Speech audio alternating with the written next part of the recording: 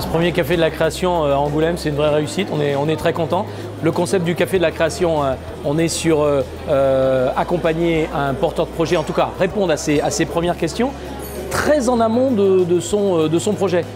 Il y a évidemment des gens qui ont déjà des projets un petit peu avancés et qui se posent quelques questions et qui viennent rencontrer des partenaires pour des questions précises.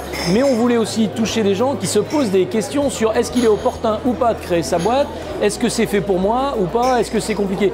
J'ai trouvé l'ensemble des intervenants que je recherchais.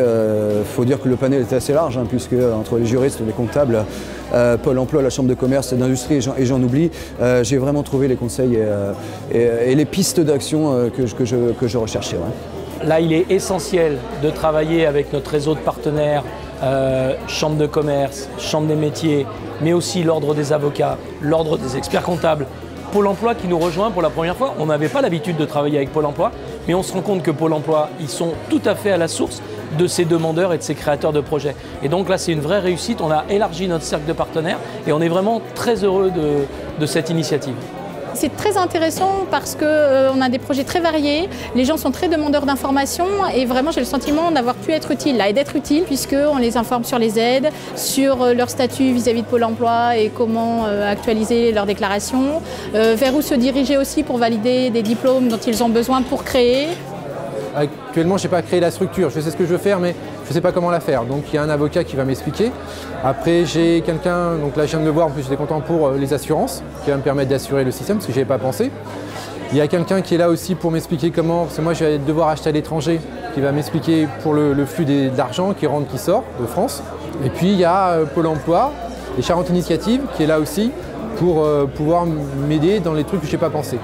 Ce rendez-vous est intéressant parce qu'il permet aux porteurs de projets, en très peu de temps, de voir tout le monde. Et moi, par exemple, j'ai vu des personnes que je ne pourrais pas accompagner, mais je les ai orientées vers d'autres structures qui pourront leur apporter ce dont ils ont besoin.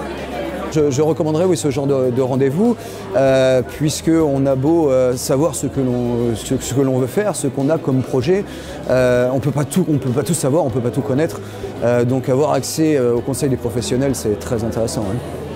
C'est une population, pour certains, qu'on n'aurait peut-être pas touché. Moi, j'ai vu une personne qui n'avait rencontré personne, aucun organisme, et qui aujourd'hui a des difficultés à se dire comment je vais commercialiser mon produit, quoi. Donc je pense que c'est une très bonne initiative. Même si vous n'êtes pas, je peux faire de pub, mais même si vous n'êtes pas au Crédit Agricole, ça vaut le coup parce qu'il y a plein de monde en même temps. Donc on a l'information complète en instant court et on repart avec tout ce qui nous manque. Nous voulons nous inscrire avec un rendez-vous régulier, à date fixe, le vendredi à Angoulême et le jeudi à Périgueux. Et ce rendez-vous sera mensuel en dehors des périodes estivales. Donc 10 cafés par an sur chaque département de notre territoire.